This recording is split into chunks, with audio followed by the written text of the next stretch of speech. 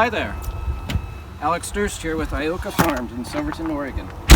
Let's talk about overseeding creeping red fescue into your hazelnut orchard.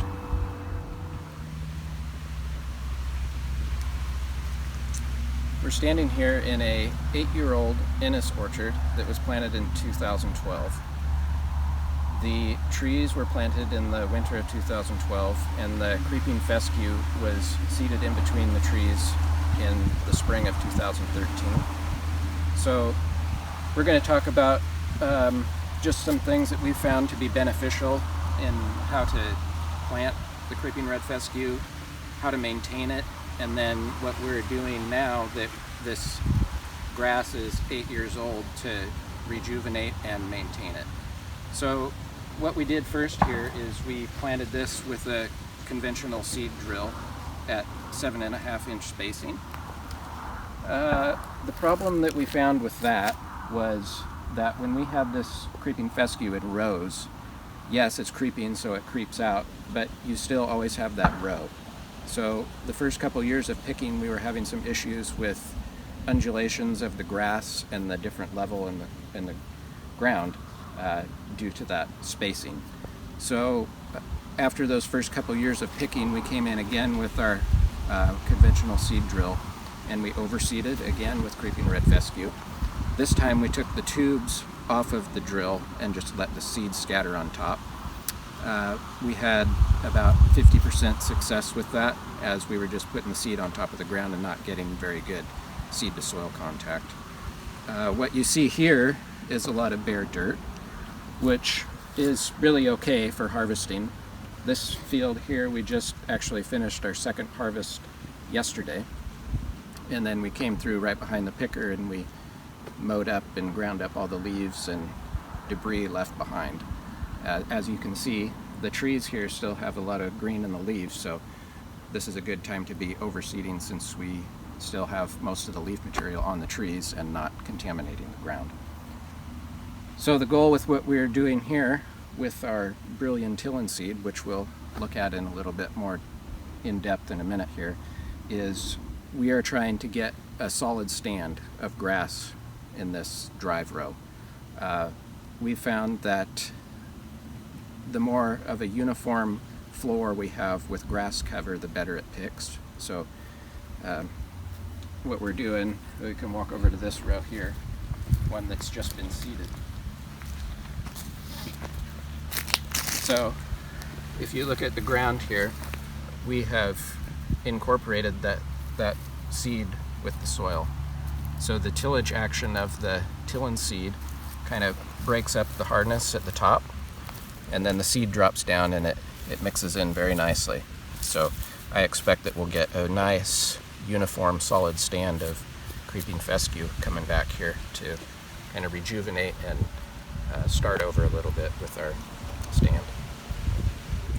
We can't physically quantify how much soil we've retained here over the years by having this permanent cover, but we feel that the benefits far outweigh the disadvantages of having a permanent cover. We can get out here and pick in the rain, or we can come out here and spray when we need to after it's just rained and we don't have to worry about sliding down the hill. We have pretty loose soil up here in the hills with a lot of rocks, and so we've got to be able to maintain our soil and keep it in place, because if we had bare floor here, if we were on a hillside here, if we had washing, we would be left with just solid rock. So a few nuts in a little hole like that doesn't bring us too much concern. We would like to be able to see none anywhere, but we feel that with the picker that we have, we do a pretty good job. So this field was picked twice, and other than a few little places, you see that we do a pretty good job for what we have. So for this reason, why we do have holes like that where the few nuts get lost, that's why we're coming in here now and overseeding, is to try to get the areas like this that are kind of bare filled back in with grass, so we have a nice smooth picking surface. So this tool that we're using to overseed in our drive rows is called a Brillion Tillen seed. So you've probably all heard of a Brillion seeder before, commonly used in planting turf on sod farms. This is the same concept with the same openers, and then it has a deflector here where the seed drops out of the cups and it deflects, so you have a solid stand all the way across the width of the seeder. The reason why we purchased this is because it also has a vertical tillage action. You may see other overseeders that have just a simple spike on the front and then it drops the seed with a roller. Or you may have heard of slice seeders. Those are PTO driven, a lot of maintenance. So the Tillen seed is ground driven. So this front rotor right here that's spiked engages into the ground. So that drives the second rotor back here.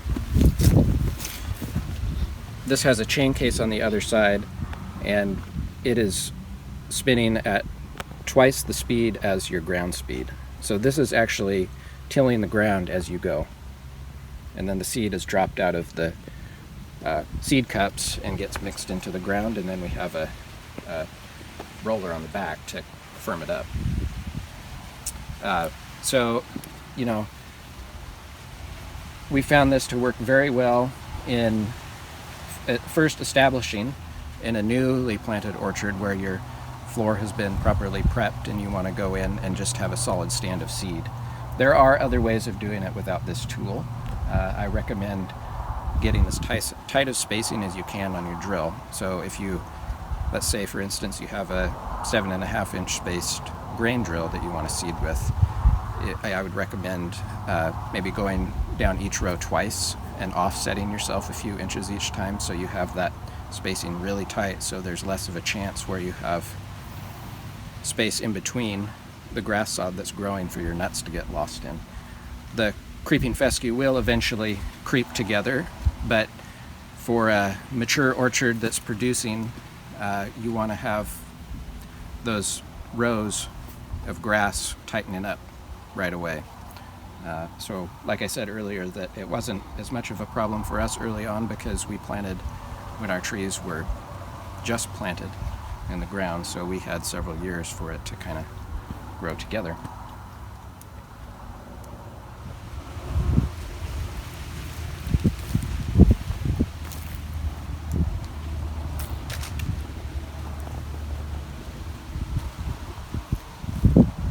So a question we get a lot of is, how wide should I plant my drive rows?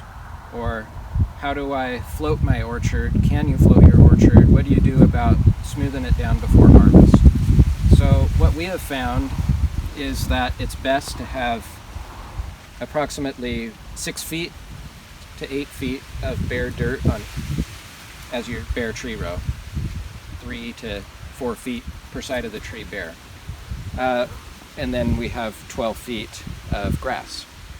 The reason why we've kind of settled on that is we started out with a 13-foot drill, so we had our rows a little bit wider. What has happened over the years, especially in the area where the drip tube is under the ground, is the grass tends to creep towards that water where you have your drip line. So in one of our orchards, we're having an issue with where the sweeping head runs of the picker. As it gets into a spot where there's some grass, it tends to not fling the nuts in far enough for it'll fling them, but the nuts will deflect back against some grass and they kind of won't go where we want them to. And as you go over a sod that's in the bare tree row, the brush will pick up a little bit and that'll change the geometry of your sweeping head. So for that reason, we've tried to maintain a bare tree row. I know some people have planted a temporary cover crop in between just to hold the soil if they're on a really steep slope in their tree row, which is fine. We haven't felt the need to do that yet, just because of the way this orchard is oriented on the side of the hill. We have had really next to zero problems with erosion in the bare tree row, except for one area where some water runs off a gravel road. We've got it going down the tree row. Now, floating, if you have grass in your orchard, you might as well trade in your float for a flail. What we have is our tree rows here in this Ennis orchard are 20 by 18.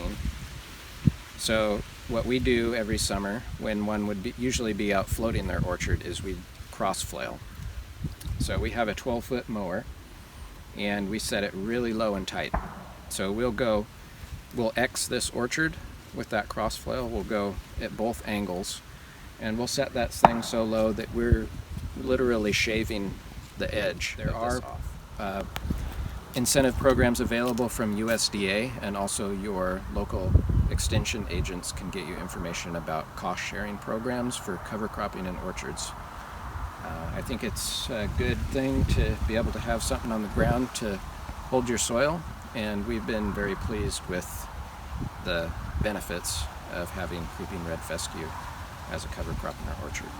Well, I better get back to it. I hope you enjoyed this video. Like below to make this go viral, and stay tuned for more. Thank you. Have a nice day.